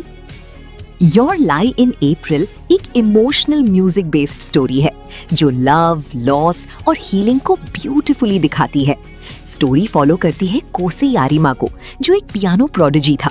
उसकी मदर की डेथ के बाद वो मेंटली ब्रेक हो जाता है और पियानो की आवाज सुन नहीं पाता, इसलिए वो म्यूजिक छोड़ देता है। उसकी लाइफ डल और कलरलेस हो जाती है। फिर एंट्री होती है काओरी मियाज़ोनो की, जो एक फ्री स्पिरिटेड वायलिनिस्ट है। काओरी का playing style strict rules follow नहीं करता, वो अपनी फीलिंग्स से परफॉर्म करती है। वो कोसे को दोबारा म्यूजिक की दुनिया में लाती है और उसकी लाइफ में कलर्स भर देती है। धीरे धीरे कोसी अपने पास ट्रॉमा का सामना करता है और स्टेज पर वापस आता है। काओरी उसे इंस्पायर करती है कि वो अपनी इमोशंस को म्यूजिक के थ्रू एक्सप्रेस करे। लेकिन स्टोरी में एक हार्ट ब्रेकिंग ट्विस्ट है। काओरी एक सीरियस इलनेस से सफर कर रही होती है। उसका लाई एंड में रिवील होता है, जो कोसी के लिए लाइफ चेंजिंग बन जाता है। एनिमे डीपली इमोशनल है, जहां म्यूजिक और लव मिलकर एक अनफॉरगेटेबल इम्पैक्ट छोड़ते हैं। क्लैनेट एक emotional slice of life story है जो फैमिली, लव और रिलेशनशिप्स के अराउंड रिवॉल्व करती है। स्टोरी फॉलो करती है टोमोया ओकाजाकी को, जो एक डिलिंक्वेंट स्टूडेंट है और लाइफ से बोर्ड रहता है। उसका अपने फादर के साथ रिलेशनशिप भी वीक होता है, इसीलिए वो इमोशनली डिस्कनेक्टेड फील करता है। एक दिन वो नागिसा फुरुकावा से मिलता है, जो एक शाय और काइंड गर्ल है जो अपनी हेल्थ इश्यूज की वजह से स्कूल रिपीट कर रही होती है। टोमोया उसकी हेल्प करता है ड्रामा क्लब को रिवाइव करने में और धीरे धीरे उनके बीच स्ट्रॉन्ग बॉन्ड डेवलप होता है। स्टोरी में और भी कैरेक्टर्स इंट्रोड्यूस होते हैं, हर किसी की अपनी स्ट्रगल्स और इमोशनल बैक स्टोरी होती है। टोमोया सबकी हेल्प करता है और इस प्रोसेस में वो खुद भी मैच्योर और रिस्पॉन्सिबल बन जाता है। सेकेंड पार्ट क्लैनेड आफ्टर स्टोरी और भी इमोशनल है, जहां टोमोया और नागिसा की मैरिड लाइफ, स्ट्रगल्स और फैमिली इंपॉर्टेंस दिखाई जाती है। लाइफ के हार्डशिप्स, लॉस और होप को डीपली एक्सप्लोर किया गया है। एनिमे पावरफुल मैसेज देता है, फैमिली और कनेक्शंस ही लाइफ का रियल स्ट्रेंथ होते हैं। ब्लीच की स्टोरी एक नॉर्मल टीनेजर इचिगो कुरोसाकी से स्टार्ट होती है, जो suddenly soul reaper powers gain कर लेता है। उसकी लाइफ तब चेंज होती है जब वो रुकिया नाम की सोल रीपर से मिलता है। सोल रीपर्स का काम होता है इविल स्पिरिट्स यानी हॉलोज को डिस्ट्रॉय करना और लॉस्ट सोल्स को सोल सोसाइटी भेजना। इचिगो अपनी पावर्स यूज करके हॉलोज से लोगों को बचाता है, लेकिन धीरे धीरे उसको पता चलता है कि सोल सोसाइटी के अंदर भी सीक्रेट्स और कॉन्फ्लिक्ट्स हैं। जब रुकिया को अरेस्ट कर लिया जाता है, इचिगो अपने फ्रेंड्स के साथ सोल सोसाइटी जाता है उसे बचाने के लिए। यहाँ इंटेंस फाइट्स, पावरफुल कैप्टन्स और डीप पॉलिटिक्स देखने को मिलती है। आगे स्टोरी और डार्क हो जाती है जब अरैंकार्स और मेन विलन आइजन एंटर करता है, जो वर्ल्ड को कंट्रोल करना चाहता है। इचिगो को अपनी इनर पावर्स समझनी पड़ती हैं, including his hollow side. Overall bleach एक मिक्स है एक्शन, फ्रेंडशिप, सैक्रिफाइस और आइडेंटिटी स्ट्रगल का, जहां इचिगो अपने लव्ड वंस को प्रोटेक्ट करने के लिए कॉन्स्टेंटली ग्रो करता है। वन पंच मैन की स्टोरी एक सिंपल लुकिंग हीरो साइतमा के अराउंड रिवॉल्व करती है, जो इतना पावरफुल है कि किसी भी एनिमी को सिर्फ एक पंच से डिफीट कर देता है। पहले वो नॉर्मल आदमी था, लेकिन intense training, 100 pushups, 100 sit-ups, 100 squats daily के बाद उसने अनबिलीवेबल स्ट्रेंथ गेन कर ली। प्रॉब्लम ये है कि साइतमा के लिए फाइट्स बोरिंग हो चुकी हैं, क्योंकि कोई भी उसका मैच नहीं कर पाता। वो एक रियल चैलेंज ढूंढता रहता है जिससे उसे एक्साइटमेंट मिले। इस जर्नी में उसकी मुलाकात जेनोस से होती है, जो एक साइबॉग है और साइतमा का डिसाइपल बन जाता है। दोनों हीरो एसोसिएशन ज्वाइन करते हैं, जहां उन्हें डिफरेंट रैंक्स और मिशंस मिलते हैं। स्टोरी में मॉन्स्टर्स का अटैक, पावरफुल विलन्स और सोसाइटी का हीरो सिस्टम एक्सप्लोर होता है। साइतमा डिस्पाइट बीइंग स्ट्रॉन्गेस्ट रिकॉग्निशन के लिए स्ट्रगल करता है। ओवरऑल वन पंच मैन एक यूनिक मिक्स है एक्शन, कॉमेडी और सैटायर का, जो सुपर हीरो जॉनर को एक फ्रेश और फनी ट्विस्ट देता है। The rising of the shield hero की स्टोरी नाओफुमी इवातानी के अराउंड रिवॉल्व करती है, जो एक ऑर्डिनरी कॉलेज स्टूडेंट होता है। उसे एक मैजिकल वर्ल्ड में समन किया जाता है as one of the 4 cardinal heroes, जहां हर हीरो के पास एक लेजेंडरी वेपन होता है। नाओफुमी को शील्ड मिलता है, जो ऑफेंसिव नहीं बल्कि डिफेंसिव वेपन है। शुरू में ही उसके साथ बिट्रियल हो जाता है जब प्रिंसेस उस पर फॉल्स एक्यूजेशन लगा देती है। इसके बाद सब लोग उससे हेट करने लगते हैं और वो कंप्लीटली अलोन हो जाता है। ट्रस्ट इश्यूज के साथ नाओफुमी सर्वाइव करने के लिए स्लेव रफ्तालिया को बाय करता है, जो धीरे धीरे उसकी लॉयल कंपेनियन बन जाती है। वर्ल्ड को वेव्स ऑफ कैटास्ट्रोफी नाम के डेडली अटैक से बचाना हीरोज का मेन गोल होता है। नाओफुमी अपनी शील्ड एबिलिटीज को क्रिएटिवली यूज करके स्ट्रॉन्ग बनता है और लोगों की रिस्पेक्ट वापस अर्न करता है। स्टोरी में रिवेंज, ट्रस्ट, ग्रोथ और रिडेम्पशन का स्ट्रॉन्ग थीम है। शील्ड हीरो एक इमोशनल और एक्शन पैक जर्नी दिखाता है, जहां एक hated hero gradually true saviour बन जाता है। कुरोको की बास्केटबॉल की स्टोरी हाई स्कूल बास्केटबॉल के अराउंड रिवॉल्व करती है, जहां टेत्सुया कुरोको एक मिस्टीरियस प्लेयर है जो जेनरेशन ऑफ मिरेकल्स टीम का फॉर्मर मेंबर था। ये टीम मिडिल स्कूल में अनबीटेबल थी, लेकिन अब सब प्लेयर्स डिफरेंट स्कूल्स में स्प्लिट हो गए हैं।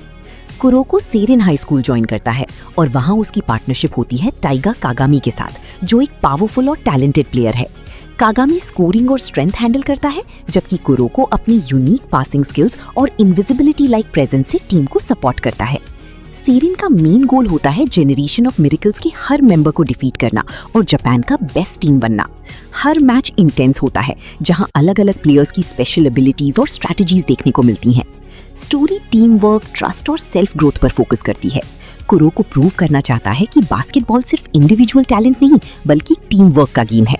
ओवरऑल ये एनिमे एक्शन, इमोशन और स्पोर्ट्स स्पिरिट का परफेक्ट कॉम्बो है। हाजिमे नो इप्पो की स्टोरी इप्पो माकुनोची के अराउंड रिवॉल्व करती है, जो एक शाय और बुलीड हाई स्कूल स्टूडेंट होता है। उसकी लाइफ तब चेंज होती है जब एक प्रोफेशनल बॉक्सर ममोरू ताकामुरा उसे बुलीज से बचाता है और बॉक्सिंग जिम ले जाता है। वहां इप्पो को पता चलता है कि उसकी पंचेस नेचुरली स्ट्रॉन्ग हैं और वो बॉक्सिंग ज्वाइन करने का डिसीजन लेता है। कामोगावा जिम में ट्रेनिंग करते हुए इप्पो डिसिप्लिन, हार्ड वर्क और फाइटिंग स्पिरिट डेवलप करता है। उसका ड्रीम होता है समझना कि स्ट्रॉन्ग होना एक्चुअली क्या होता है। इप्पो अपनी जर्नी में डिफरेंट ओपोनेंट्स फेस करता है, जैसे इचिरो मियाता जो उसका राइवल बन जाता है। हर मैच सिर्फ फिजिकल फाइट नहीं बल्कि मेंटल स्ट्रेंथ का टेस्ट भी होता है। स्टोरी ग्रेजुअली इप्पो के ग्रोथ को दिखाती है, from a weak boy to a confident boxer. इसमें फ्रेंडशिप, राइवलरी, स्ट्रगल और डिटर्मिनेशन का स्ट्रॉन्ग थीम है। ओवरऑल हाजिमे नो इप्पो एक इंस्पायरिंग स्पोर्ट्स एनिमे है जो हार्ड वर्क और नेवर गिव अप एटीट्यूड का पावरफुल मैसेज देता है।